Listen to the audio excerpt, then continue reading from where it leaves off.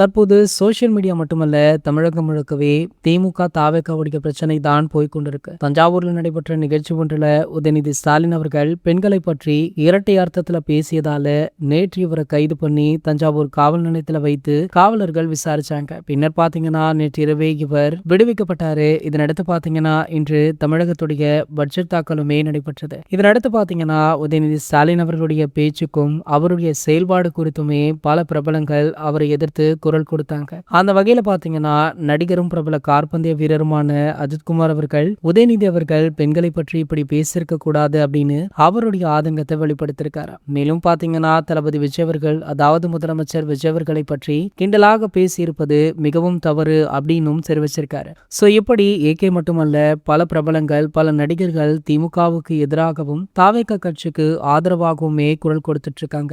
So இப்படி நேத்து இவ்வளவு பிரச்சனை போன நிலையில மீண்டுமே உதயநிதி ஸ்டாலின் அவர்கள் இன்று பத்திரிகையாளர்களை சந்திச்சிருக்காரு. சந்தித்தது மட்டுமல்லாமல் இன்றுமே முதல்வர் விஜய் அவர்களை பற்றி அவதூறாக பேசியிருக்காரு. இந்த பிரச்சனை ஓயுமா இல்லையா அப்படின்றதே தெரியல. இது போன்ற செய்திகளை பத்தி நீங்க உடனே தெரிஞ்சுக்க நம்ம சேனலை மறக்காம சப்ஸ்கிரைப் பண்ணிக்கோங்க.